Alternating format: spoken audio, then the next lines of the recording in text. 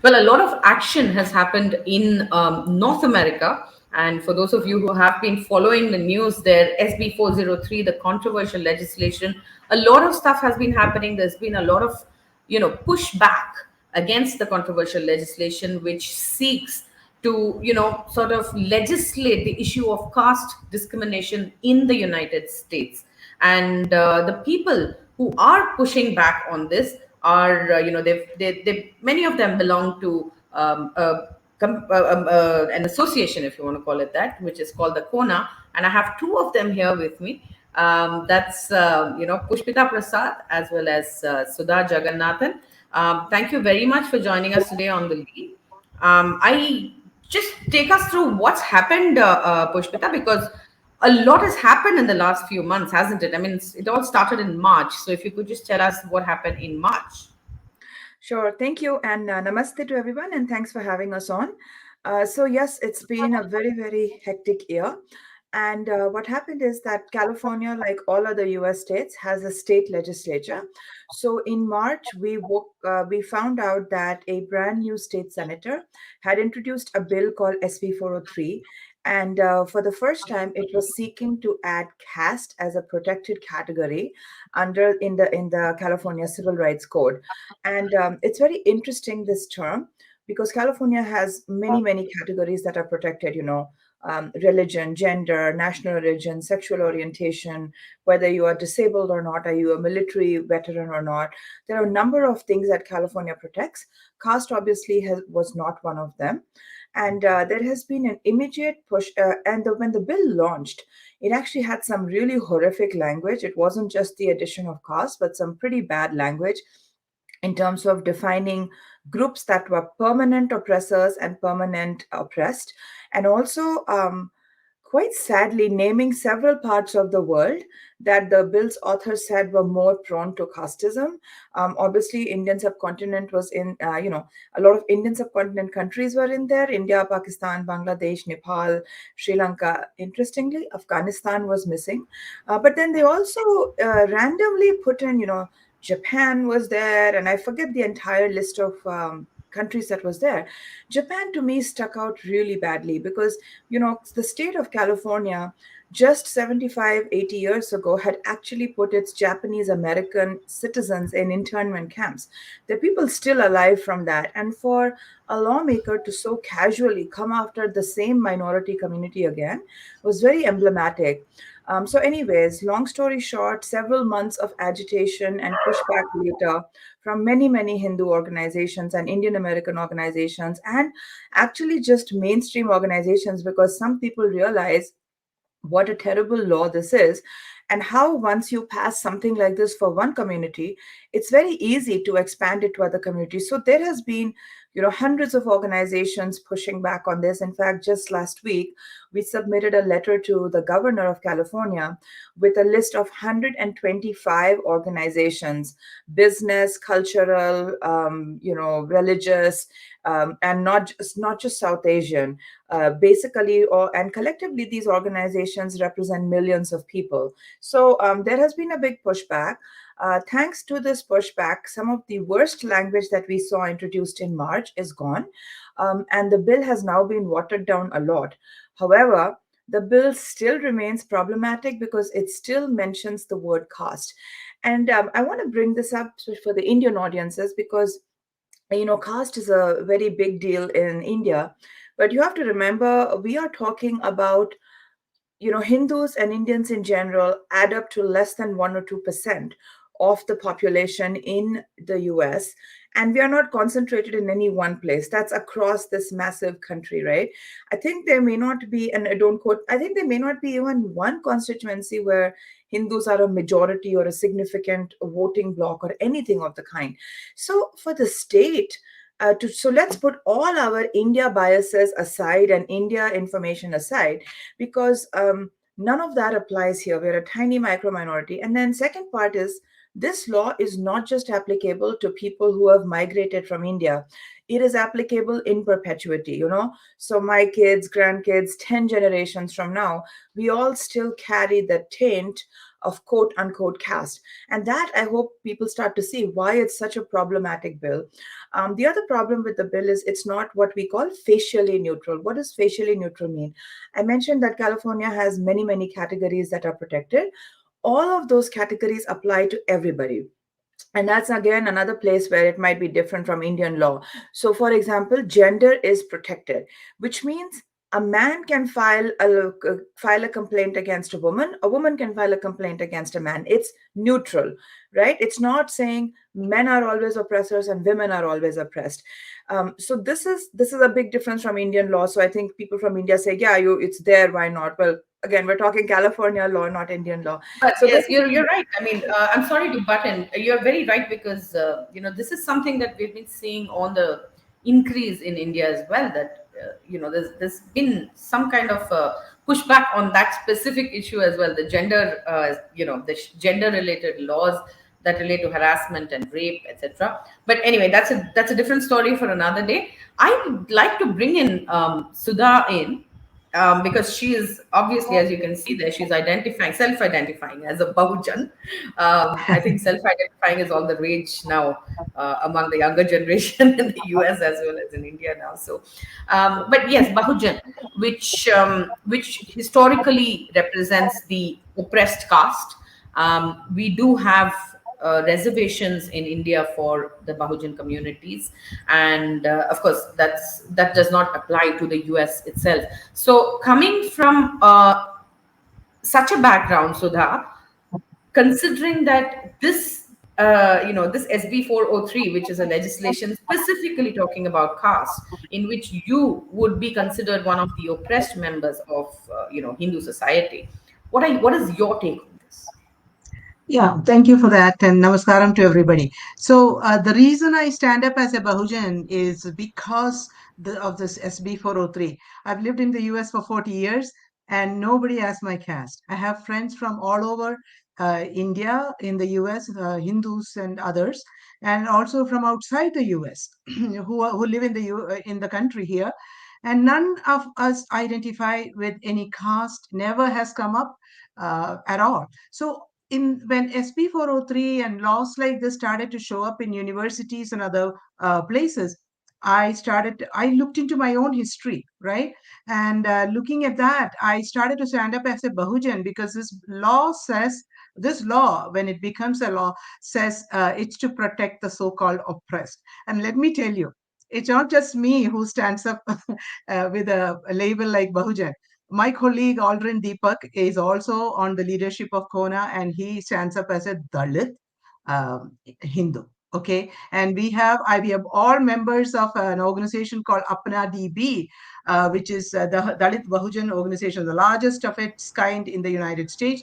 And we formed it because of this impression that Equality Labs, who's the primary sponsor of SB 403, is a sole arbiter in this conversation about caste when they are not even Hindus. Okay, so here is Senator Wahab. One She second, can make one laws second. any day. What do you mean they're not Hindus? Isn't Tenmuri Sundararajan a Hindu? No, Tenmari Soundarajan has claimed to be a Christian before. Now she claims to be a Buddhist. And the leadership on her team has been Bangladeshi Muslims and others. So now they are coming in saying, we are the experts on caste, hire us to come and teach you about caste, etc. So because we saw all of this, the Apna DB and people like me and Aldrin stand up. Sandeep Dadage, he's the founder of Apna DB. We lost a life of a Dalit member from Apna DB last month because he was fighting against this bill, and he had come to the city of Cupertino, which was deliberating this same thing. City of Cupertino ended up saying words like caste that have negative connotations have no place in the city. That is the thing. But right after he made his speech and he walked out, the stress of all of this is affecting people's health, and he collapsed. He's in his early 40s. So the first casualty in this caste campaign has been a Dalit member who the bill is supposed to I'm protect. really appalled, and I'm really sorry to hear that. My condolences to both of you because he's obviously a colleague and someone you held dear. But let me get this right. You formed a caste-based association to counter a bill that seeks to, SB403. you know, Yeah. talk about So caste we, discrimination. yeah, see, we are all against all oppression. We are not in America oppressing. We come with what, $100 or $800 in our pockets. We come with our educational merit. Every Hindu here comes on educational merit, except for a few who come as refugees from Afghanistan and other countries. No church or mosque or temple ever sponsor us. So every Dalit, Brahmin, Kshatriya, whoever is here is because of their educational merit. Okay. So when you come here and then you start to say there is oppression happening, people of all societies in every country has some disagreements all the time. In my 40 years of living in the United States, this is the true of almost all my friends too, who have been physicians, engineers, businessmen, and women. Nobody has experienced caste in their life in America. So when somebody comes up and says there is rampant caste discrimination and provides not even a single piece of evidence to show what exactly happened. Did somebody deny you a job, and you have clear proof that that is a caste discrimination? Go file a report in America has systems where you can complain and get redress on this. I was abused, no, discriminated on the basis of gender and race at work by white managers, right? And the survey that has happened by Carnegie Endowment in 2021 proves that most Indians and South Asians face racial discrimination in this country. About one-third of the population in the US face racial discrimination, but not caste discrimination. So it's all based on alleged cases, not a single police report, not a single human resources complaint. So how is this even legitimate? And the reason we are concerned is the bill doesn't say Hindu. They don't have to. The moment you say caste, everybody's head goes Hindu India, right? Because the colonial narrative has really made it part of the narrative that Hindu is caste, right? And in the US, all the textbooks teach you caste. It is required in California. When you teach Hinduism, you must teach about Hindu Yes, caste. that's a conversation I had with another lady who had done she had done a survey about Hindu phobia in schools. So we had done a conversation with her earlier on the lead itself. Pushpita, can I get you to come in here, please? Now, what is the problem with having a legislation that that stops people from discriminating against caste? You're saying there is no caste discrimination in the US, which is fantastic. I mean, that's what we want. We don't want people to discriminate against each other on any basis, Absolutely. especially not caste, right? But break it down for us, because, like, I mean, you obviously know we in India live with caste. We live with a lot of things, Yeah. and it's more relevant here. But what harm can this legislation do? I mean, why can't we just let it be? That's all I want to know. Right. No, excellent point, and it's one that we actually put in our FAQ because it's a very valid question, right? People are like, why are you agitating? You want the right to discriminate? Of course not. We are against every type of discrimination, including caste discrimination. However, it's very important that in an attempt to stop discrimination, you don't end up codifying discrimination against a different set of people. And that is what is happening here because, as Sudhaji said, caste is not a neutral word. Okay, in the way, and you don't have to take our word for it. Just look up any major dictionary. You can look at Oxford, Merriam-Webster. You can look at how Apple, Google, anybody defines it. Their very first or second line defines it as a Hindu system of hierarchy. So if you have a bill that includes the word caste, it is very specious for the authors or others to say it doesn't target one religion, because it does. The word caste only talks about one religion in the entire Western context. The second thing, as Sudhaji said, textbooks teach caste only as part of Hindu religion, not as part of the other religions. We ourselves did a survey in June to survey mainstream Americans and say, okay, if this bill becomes law, if there's a court case in America, you're going to be judged by a jury of your peers, right? What do your peers think about the word caste? Overwhelmingly, it was associated with India and Hinduism. So you're not going to get an unbiased jury, right? And so I think those are some of the issues to think about. And then what I was talking about earlier, it's not facially neutral because every other category that is protected applies to every resident of California, irrespective, right? We all have a race, gender, religion, sexual orientation, military status, etc. But the bill's author herself says that caste only applies to certain communities. That is the fundamental problem. The law needs to apply equally to everybody. If the law So you're targets specific communities, it becomes a problem and it's not a neutral law. Also, I would like to say that there are a lot of bad laws that pass under the guise of social justice. And most recently, a decade or so ago, when the US passed the Patriot Act, it was also receiving a lot of pushback. And everybody who pushed back against the law was told, why are you against this law unless you want to support terrorism, right? And so, but now in retrospect, there is a broad understanding in the US that the Patriot Act was an overreach and it institutionalized a lot of Islamophobia in the country. And SB403 will unfortunately institutionalize a lot of Hindu phobia in the country, even okay. though it So has basically, caste and what benign you are intent. saying, and correct me if I'm wrong, this is just so that I and the audience can understand. You're saying that this legislation is going to single out Hindus in the US as a group of people who discriminate within themselves on the basis of a specific, a difference, which is caste in this case. Yeah, So, it's already I happening, by mean, the way. automatically, if you're born into the Hindu religion and you are a Hindu, a practicing Hindu, or whatever, you are a Hindu. So automatically, you become either an oppressor or the oppressed. You can be one of two.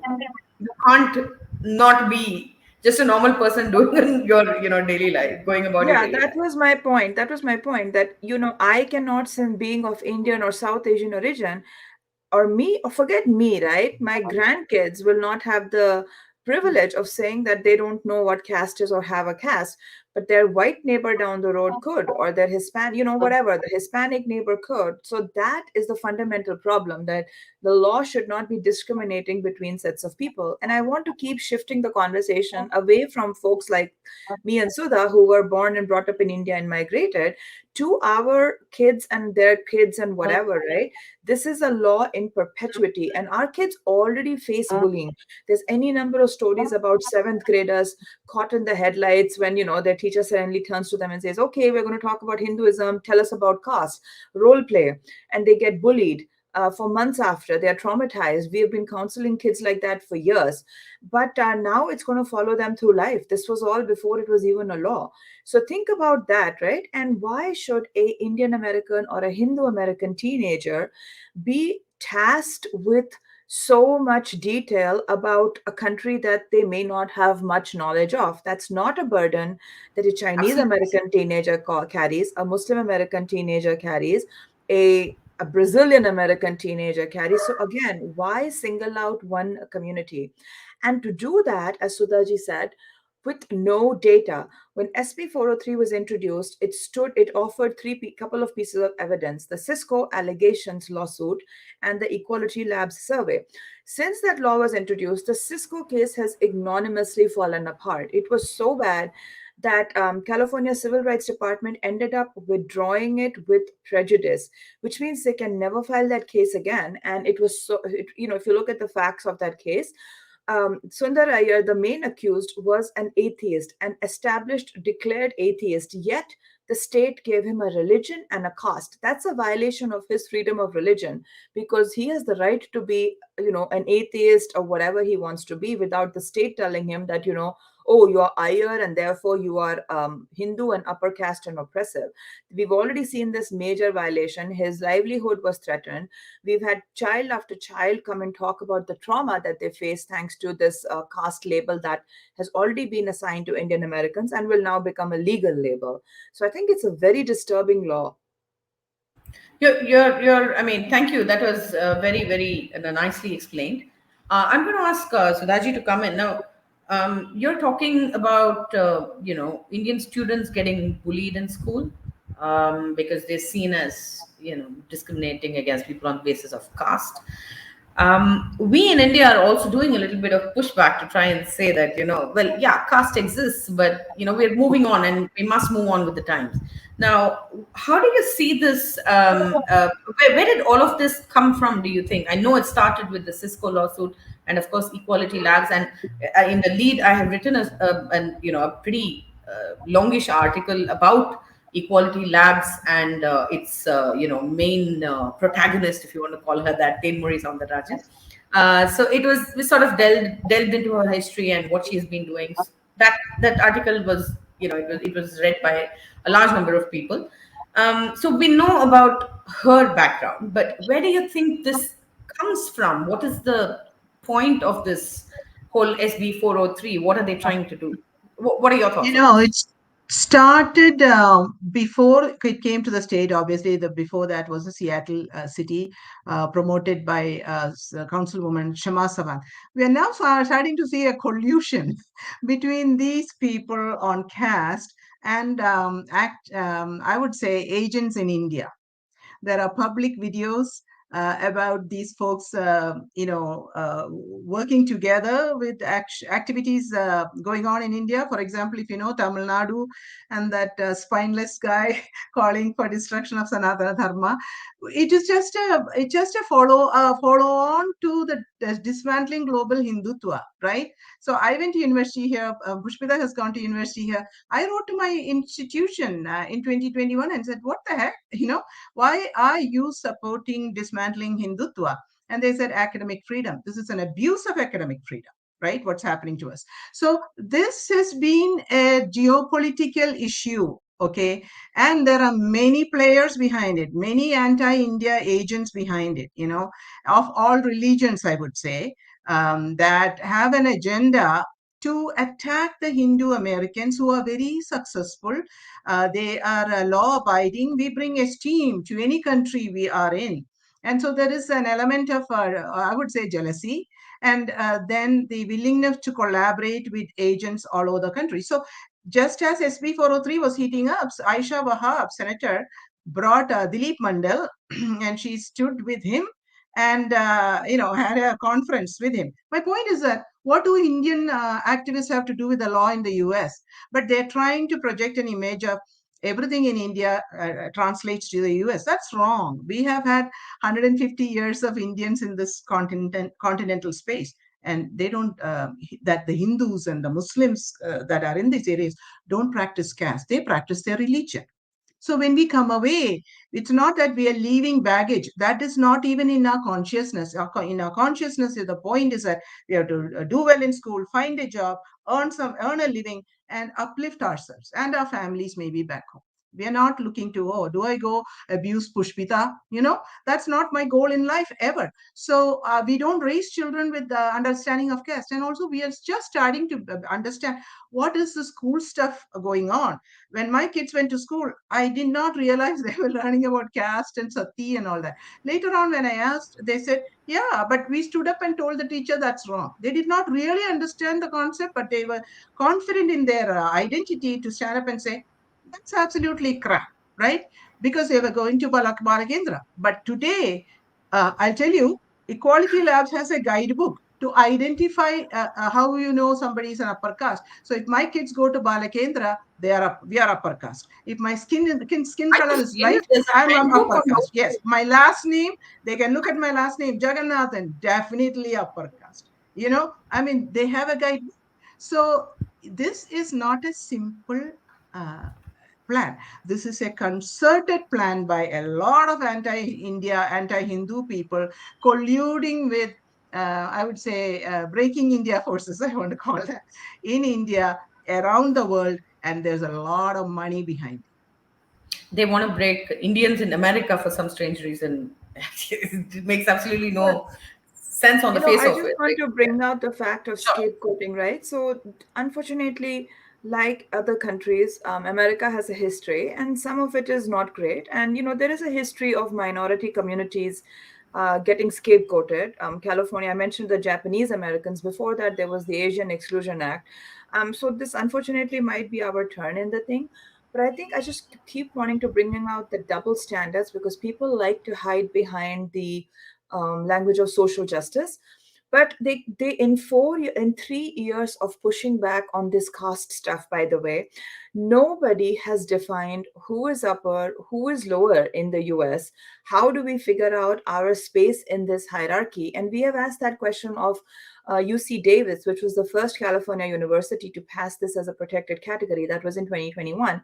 We sent a letter saying, okay, you've passed this. This is a very fair question for us to ask, is how do we know where is your hierarchy? Where do we stand in it? Who's upper, who's lower? Let us know so that at least we can operate from a era of knowledge. But none of that has been told. What we call this law as a law that's going to profile people, and that is a very deliberate term that we use, because nothing has been declared illegal. That would be easy, right? If you say these five names are declared illegal, if you have these five names, you're in trouble. Okay, that then we'll know. We can change our name or decide we want to fight, right? Vegetarianism among Indians has been declared illegal. It's not so simple, right? It's like a bunch of things that they'll use to profile you. So, oh, you are vegetarian and Indian. Oh, that's one check mark against you. Oh, you're vegetarian, Indian, and you have a suspicious last name. Two check marks against you. So that's exactly how profiling works. It's not a clear cut, it's legal or it's not legal, right? And so that's the problem. There's a Damocles sword that hangs over us day-to-day interactions. Are you a manager with employees?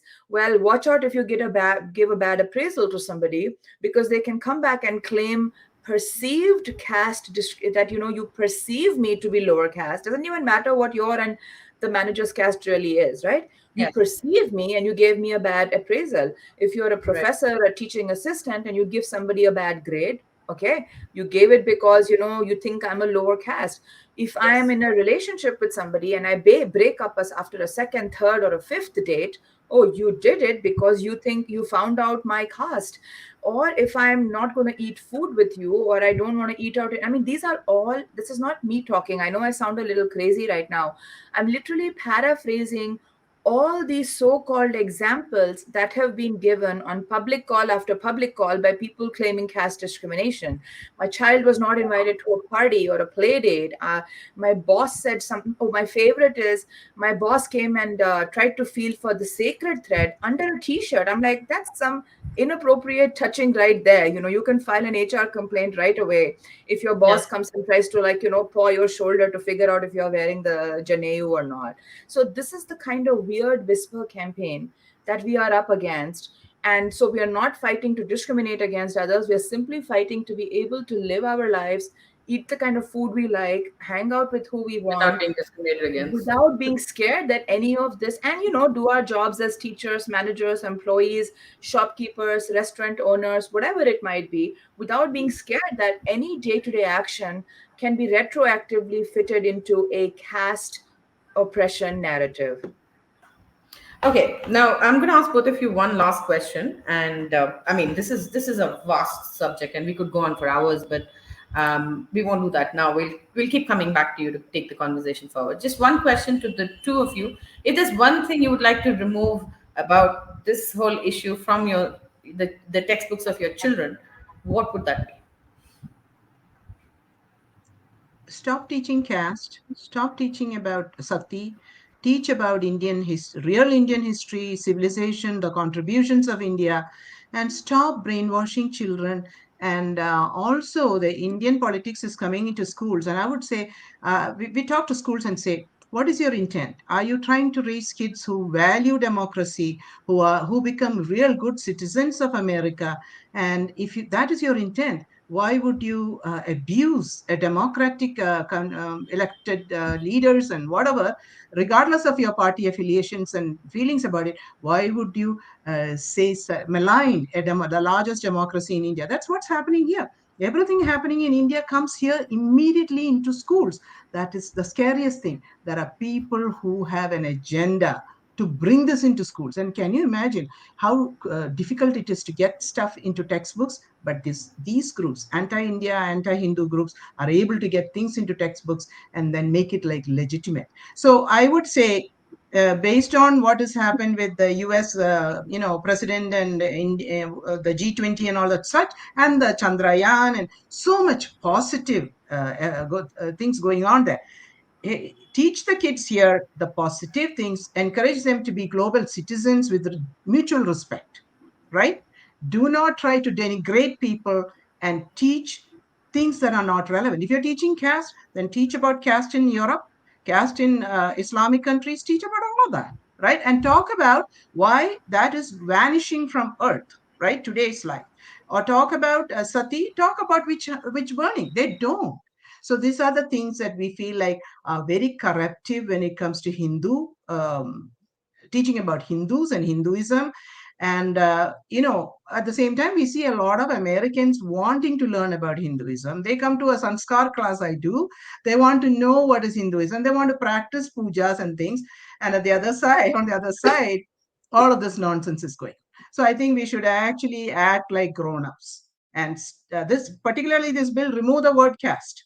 Remove the word caste. We are all for stopping discrimination. We'll stand behind Tenmuri if she removes the word caste and it's just about discrimination. Well, that's really good to hear.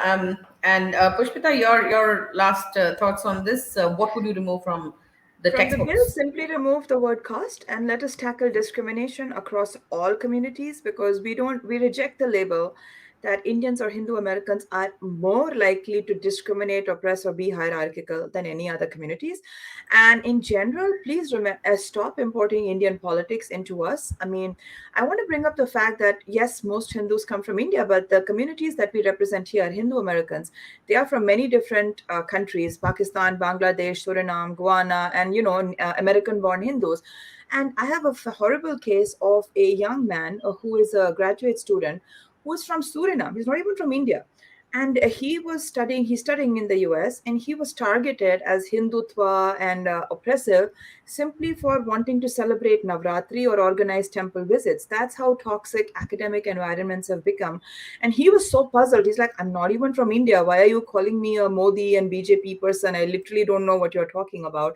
That's how toxic the environment is. And that's how it's going to become worse if as this law takes into force, because all of this was happening in an era where there was no law discriminating against us. It was just the Hindu phobic professors and academia that were driving all of this, and they are very privileged. This whole narrative, they talk about privilege. This whole narrative has been driven by very privileged American-born articulate activists and Ivy League professors. That's the top of the American food chain. So if you want to talk of privilege, the privilege rests largely with the activists that have driven this, and they have managed to silence people like Sudha and, most tragically, Milind Makwana, who was the Dalit Bahujan activist. He grew up in a chal in Bombay.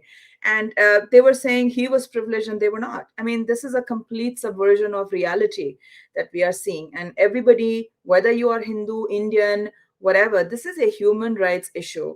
And that is why everybody needs to speak up against this. This is not a Hindu or an Indian issue.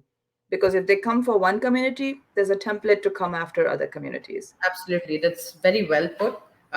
So I'm going to leave it at this.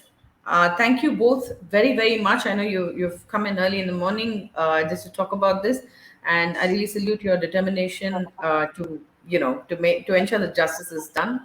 And we wish you all the very, very best in your battle, and we're all with you. Moral support is always there, and we will do our best to spread the word as well. So thank you very much for joining us. Thank you. Thank you. Namaste. Namaskaram.